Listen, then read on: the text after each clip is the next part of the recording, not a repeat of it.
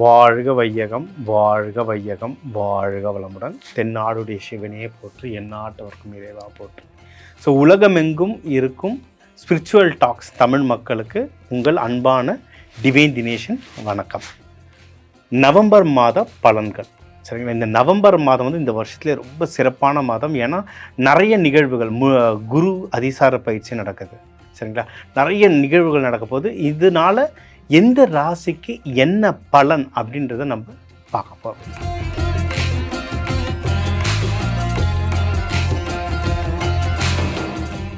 மகர ராசி உழைப்பால் உயர்றவங்க, கடுமையாக உழைப்பாங்க.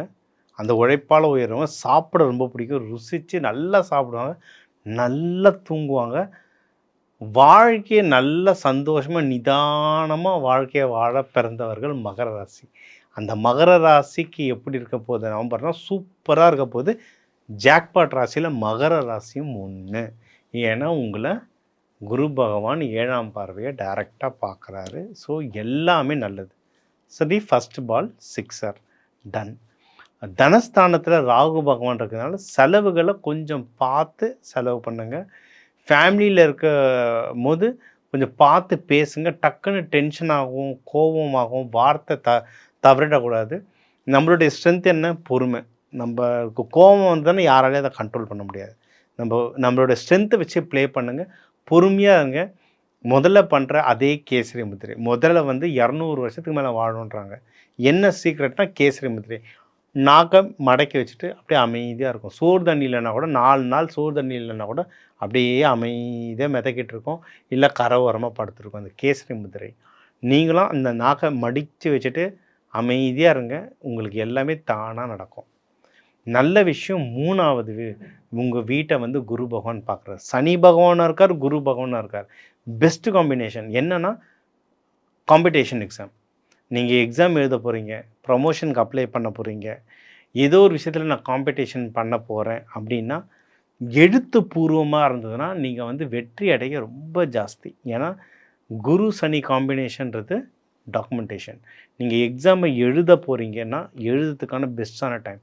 நீங்கள் ப்ரமோஷனுக்கு அப்ளை பண்ண போகிறேன், நான் ஏதோ விசாவுக்கு அப்ளை பண்ண போகிறேன்னா டைப் அடித்தோ எழுதியோ ஒரு டாக்குமெண்டேஷனாக அனுப்புங்க.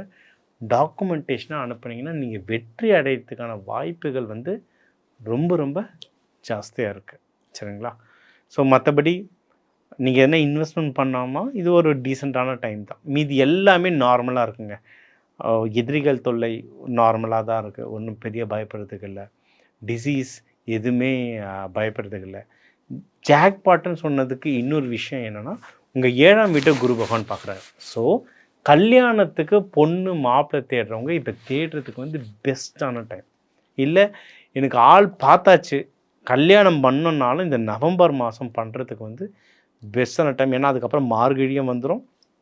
நவம்பர் பண்ணுறதுக்கு ரொம்ப பெஸ்ட்டான டைம். பொண்ணு மாப்பிள்ளை தேர்ந்தாலும் தேடலாம், கல்யாணம் பண்ணுறதாலும் பண்ணலாம். பண்ணுறது இப்போ பொண்ணு மாப்பிள்ளை பார்க்க போகிறீங்கனாலும் சண்டே போகாதீங்க. நிறைய பேர் ஆஃபீஸ் லீவுன்னு சண்டே தான் போகிறீங்க. சண்டே அந்தளவுக்கு நல்ல நாள் கிடையாது. பெஸ்ட்டு டேஸ்னால் வியாழன், வெள்ளி. அதை விட்டுட்டேன்னா புதன் இல்லை திங்கள். இதுதான். ஞாயிற்றுக்கிழமையோ சனிக்கிழமையோ செவ்வாய்க்கிழமையோ நல்ல நாள் இல்லை. முக்கியமாக ஞாயிற்றுக்கிழமை வேண்டாம் சொல்லுவாங்க. ஞாயிற்றுக்கிழமை நாய் படாத பாட்டுன்னு அது அந்தளவுக்கு நல்லதில்லை. கல்யாணங்களும் இதே மாதிரி வியாழன் அப்படி இல்லைன்னா வெள்ளி, திங்கள், புதன் இதில் வைக்கிறதும் ரொம்ப நல்லது. இதை பார்த்து நீங்கள் போய் செய்யுங்க. உங்களுக்கு கை கூட்டுறது வந்து ரொம்ப ரொம்ப ஜாஸ்தியாக இருக்கும் சரிங்களா. 8ஆம் வீட்டில் கேது இருக்கார். ஸோ வெளியே எதனா கடன் கொடுக்குறதா இருந்தாலும் பார்த்து கொடுங்க, கடன் வாங்குறதா இருந்தாலும் பார்த்து வாங்குங்க. அதனால் பிரச்சனைகள் எதுவும் மாட்டாதீங்க. எப்போவுமே பிள்ளையாரை கும்பிட்டுட்டு போங்க. இந்த மாதிரி கடன் விஷயமாவோ இல்லை காசு வாங்குகிற விஷயமாவோ இல்லை காசு கொடுக்குற விஷயமா வந்தால் ஒன்று வீட்லேயே பிள்ளையாரை கும்பிட்டு போங்க. இல்லை போகும்போது எங்கே பிள்ளையாரை பார்த்தாலும் போயிட்டு ஒரு சல்யூட் அடிச்சுட்டு அருகம்பிள்ளை எதனா வாங்கி அங்கே வச்சுட்டு ஒரு ரூபாய் வச்சுட்டு வாங்க. தடிக்கு விழுந்தால் பிள்ளையார் கோவில் இருக்குது. அவ்வளோ திரும்புகிற இடம்லாம் பிள்ளையார் இருக்குது. பெரிய கோவில் தான் போகணும் இல்லை, சின்னதாக எங்கே பார்த்தாலும் பிள்ளையாரை வச்சுட்டு வாங்க. கிடைக்கவே இல்லை, எனக்கு கோவிலே கிடைக்கலன்னா கண்ணை மூடி அவரை வேண்டிட்டு எதனா நீங்கள் பணம் கொடுக்கணுன்னாலும் வாங்கணுன்னாலும் அதை பண்ணுங்கள். பெஸ்ட்டாக இருக்கும் சரிங்களா. அண்ட் 10ஆம் வீடு உங்களுக்கு நல்லா இருக்குது. தொழில் வாய்ப்புகள் ஜாஸ்தியாக இருக்குது. பெஸ்ட்டு என்னென்னா உங்கள் 11ஆவது வீட்டை குரு பகவான் பார்க்குறாரு. ஸோ ப்ராஃபிட் கிடைக்கும். நீங்கள் எதனா பிஸ்னஸில் போட்டிருந்தீங்க, ஏதோ இம்போர்ட் எக்ஸ்போர்ட் பிஸ்னஸில் போட்டிருந்தீங்க, சீட்டு போட்டிருந்தீங்க, இந்த தீபாவளிக்கு இந்த கிறிஸ்மஸுக்கு எல்லாம் நான் சீட்டு எடுக்க போகிறேன்னா இந்த டைம் வந்து எடுக்கிறதுக்கு ப்ராஃபிட்டோடு எடுப்பீங்க. ப்ராஃபிட் வரலைன்னா என்ன ஏதுன்னு பாருங்கள். ஏன்னா உங்களுக்கு ப்ராஃபிட் வரத்துக்கு அதிகமான வாய்ப்புகள் இருக்குது. சரிங்களா? ஸோ இதையும் நீங்கள் பார்த்துக்கோங்க.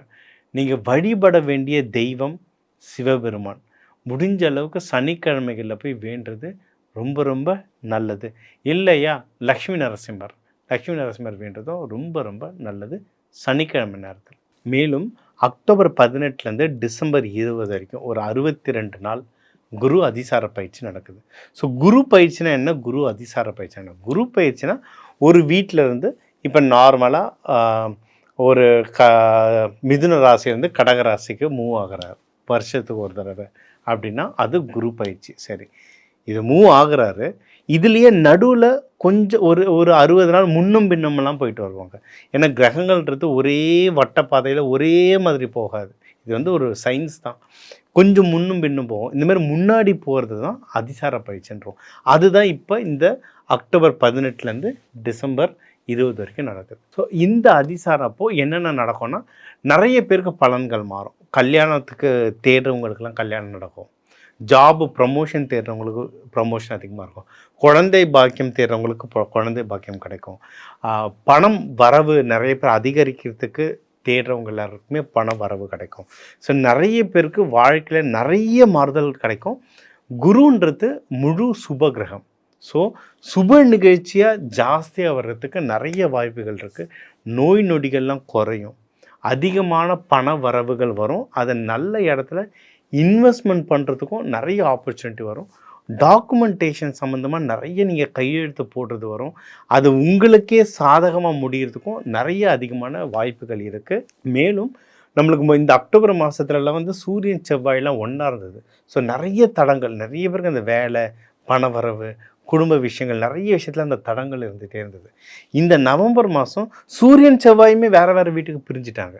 ஸோ அதனால் அந்த தடங்கள் வந்து அதுவே கம்மியாயிடுச்சு. ஸோ இதுவே பெரிய விஷயம் நம்மளுக்கு.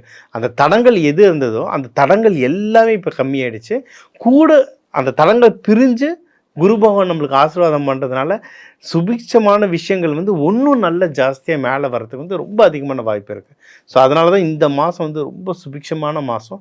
எவ்வளவு இதை கரெக்டாக பயன்படுத்திக்க முடியுமோ அவ்வளவும் பயன்படுத்திக்கோங்க.